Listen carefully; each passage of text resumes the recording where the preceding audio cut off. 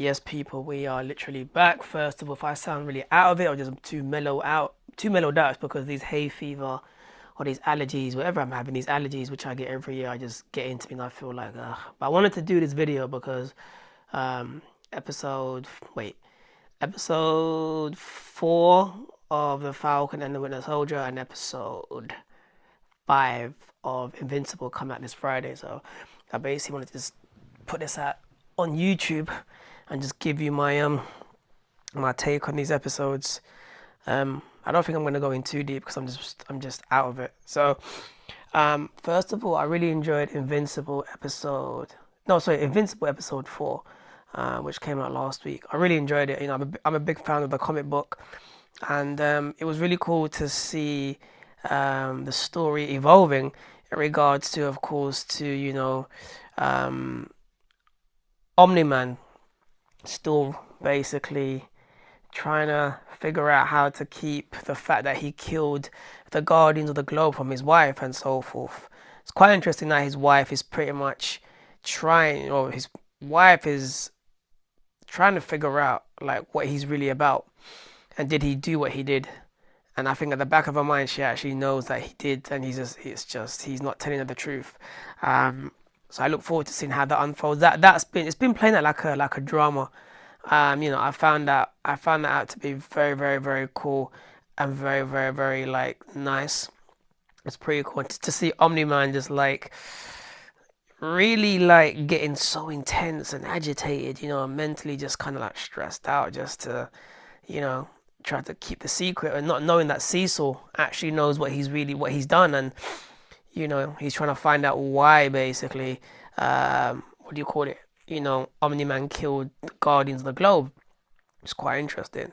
And of course, I forgot the guy's name, the devil, the detective. He actually, Cecil sent him to hell just to make out that obviously that of course that basically that he was the one that killed basically the Guardians of the Globe. So Omni-Man doesn't pretty much suspect anything. So I really enjoyed that part because Cecil in the comics, he's a beast. He's like the raw version of Nick Fury from the MCU and of course the comics. So I love his character. I love the fact how he's playing it, how he's playing this particular role in regards to playing it. What's the word? Playing as if like he knows nothing about what Omni-Man's basically done, bugging, you know, Mark's, Mark Grayson's like house and listening to everything they're actually doing. Which brings me to my next point. Nice to see that Mark and Amber's relationship is actually, of course, evolving. Like, so they really like each other. Nice to see that Mark is also embracing his super invincible, status. He still needs to work on his landings, which is very hilarious. That trip where he went to Mars, that was pretty cool. And those squid things, I was like, ugh, that really freaked me out. But I was like, ugh. And that part was pretty cool to see those squid things basically pretty much are going to Earth, which is really insane. That's probably another arc to be told in Invincible, and the way they really pretty much destroyed those Martians that were there. So that's another story to tell. I really enjoyed it. It was very, very good. With Invincible, it's emotional, it's intense, it's raw, it's dramatic. I mean, and the fight scenes are just totally insane and raw. I'm digging also Monster Girl. I enjoyed her when she first made an appearance in episode 3, I believe. Like, I really can't wait to see more of her, 100%. But overall, the show, it's really building up to something big. And of course, spoiler alert, if you haven't obviously read the comics and so forth, I won't say it. I know how it's going to literally play out. But yeah, I look forward to seeing the carnage, the beef, the bloodshed. Invincible is like The Walking Dead, Characters always die, just so you understand, in Invincible. That's one thing that The Walking Dead has with Invincible.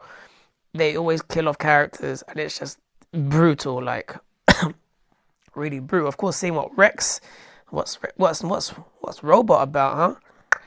Robot about? He took a sample of Rex's body, of blood, sorry. So what is he literally doing? He's got another plan that he's actually dealing with, which is quite interesting also. So a lot of things are happening in Invincible right now.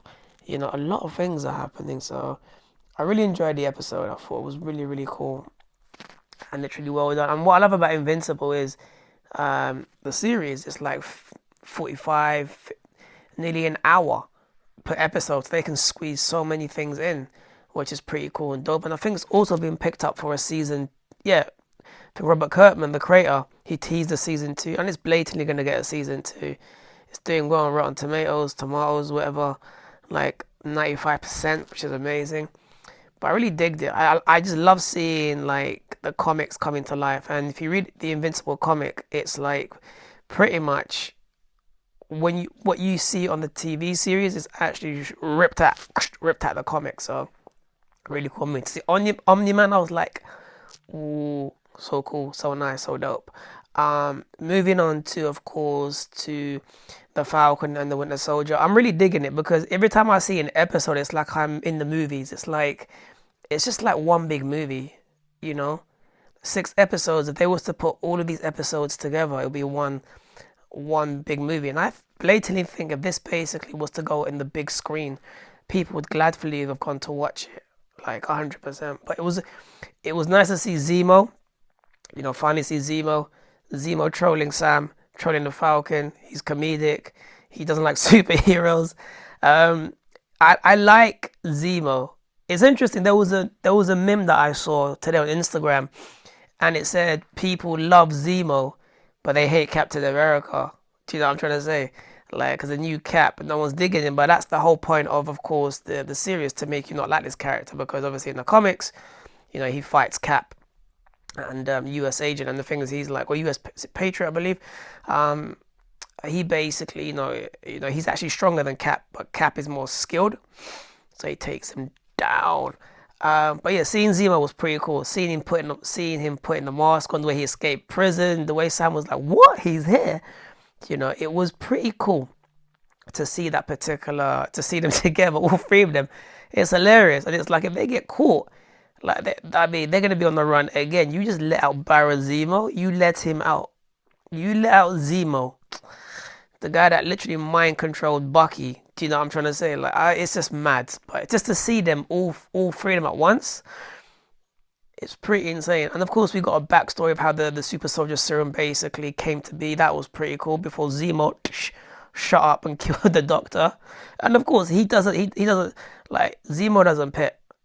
What I'm trying to say is basically, like, if you're for that superhero life, he's killing you straight up. He's putting the bullet in your head. Like we saw that in Civil War, right? And we basically saw what Zemo did. He killed off all the super soldiers that were there and just literally made the Avengers fight Cap and Iron Man. So, is he gonna betray them? 99% he will do. He's got his own agenda somehow, somewhere. But I really enjoyed the connection. I just really enjoyed it. I mean, every episode I see of the Falcon and the Winter Soldier, I just love it. It's like each episode of these Marvel Disney Plus TV shows are really movies. That's how I see them. Even though they're episodes, it's like you're watching like 50 minutes of a Marvel movie, and it's really amazing. It's really amazing. It's really dope. And of course, let's big up Sharon Carter, right?